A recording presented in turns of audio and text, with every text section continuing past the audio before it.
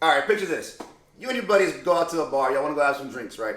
You walking in and you see this fine-ass chick just sitting there by herself. Perfect situation. She's sitting there at the bar. Her friends are on the dance floor. There's no dudes around her. She's just sitting there waiting on her drink and waiting on you to go talk to her. But you don't want to go use the same played-out pickup lines that every other dude's use, talking about, do you work at Subway because you're giving me a footlong or something like that. Don't do it. If you were thinking about that already, guys, shame on you. Don't do that shit. Go up to this girl and have a genuine conversation. I mean, what better way is there than to interact with somebody, especially a beautiful woman, than to have a genuine conversation with her?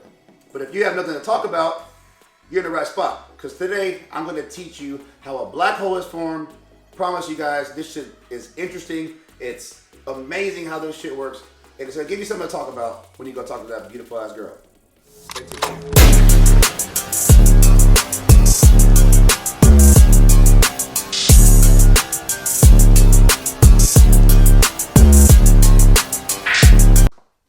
What's going on, guys? I'm Jesse Pena, and this is Knowledge is Sexy. Well, if you made it this far, you already know what this video is about. It's about black holes. It's actually about what a black hole is and how it's formed. The basics. I'm just teaching you the basics here. And quick disclaimer, I'm no expert, I'm no astrophysicist, and if you are, and I say something that's not right, don't scold me, just let me know down in the comments and I'll make sure to fix that shit. And hey, it's just gonna help me be more interesting, guys. The more I know, the more interesting I'll be, and the same for you. So, without further ado, let's learn about some black holes. Well, I just recorded this whole video and the camera was off, the microphone wasn't plugged in, and I feel like a huge idiot. But at least I'm interesting, so I got that going for me. Anyway, so today, black holes, we're talking about one type in particular, a stellar black hole. There's actually three. There's a supermassive, a intermediate, and a stellar black hole. I'm talking about stellar because they're the most common. I think we know the most about those, and I definitely learned the most about stellar black holes. So, what is a black hole? A black hole is just a star at the end of its life cycle. It runs out of fuel, and it just collapses in on itself. As it's collapsing, it becomes so dense that the gravity that it produces is so strong that light itself can't even escape. So just picture this, a star 10 times the size of a sun being compressed into a sphere the size of New York City.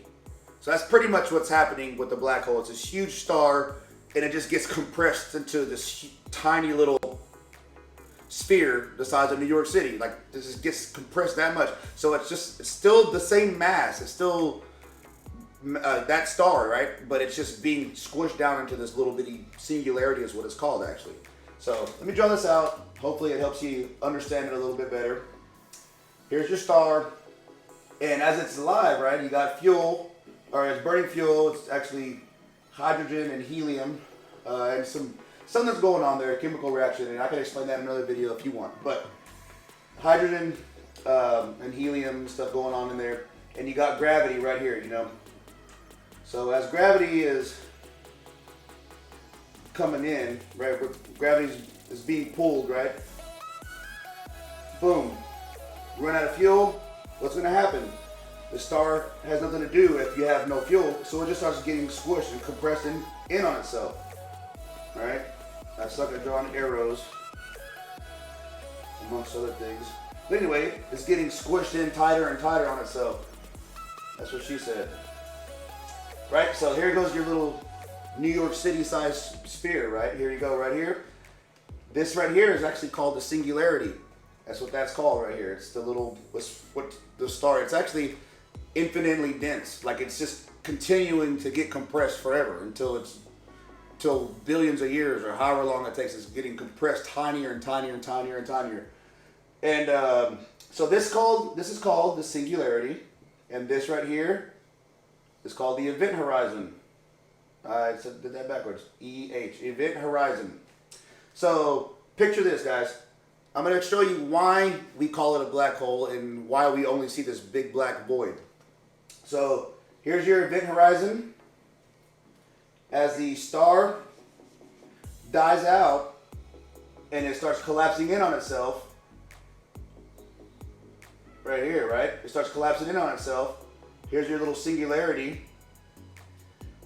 It becomes so strong, right? It becomes so dense that the gravity that it's producing is so strong that, like here it's pulling in, right? Gravity is pulling in so much that anything that falls into here, light, anything will never escape. It cannot escape. So light itself, everybody knows faster than the speed of light, blah, blah, blah. You know that saying? Well, light is super fast, but light itself can't even escape this. That's how strong the gravity is. So when we look through our telescopes, and I believe it's called the Event Horizon Telescope, actually.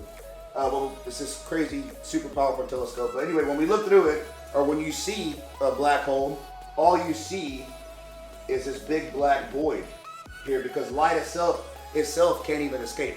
So it's still there. It's not just this big hole, like where nothing happens, or there's nothing there. It's there. It's not a void. It's actually there, but all we see is this void. Okay? Because light can't escape. So recap.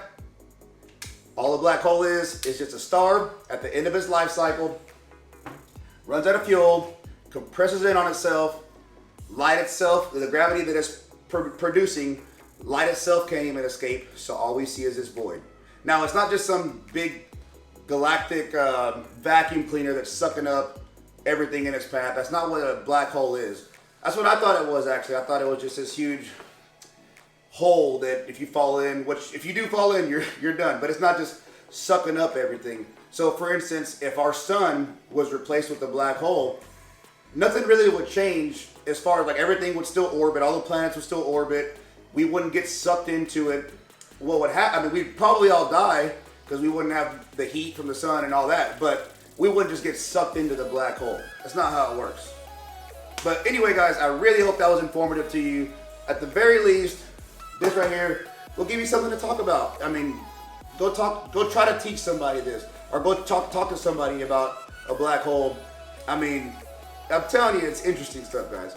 If you don't like this, like I said, leave a comment down below. Let me know something that might interest you, and I'll make sure I jump on it. I'll learn about it. It's just gonna make me more interesting, and I'll make a video and teach you guys about it. Thank you very much for watching. Seriously, guys. This is something I've wanted to do for a very long time. I'm very excited about this journey, and it's fun for me. So keep giving me ideas on what to learn about and what to teach you guys about. It's gonna help, it's gonna make this fun, and I'm excited, guys. Like, subscribe, comment, share, whatever you gotta do to help me out. Thank you very much, and I'll see you on the next one.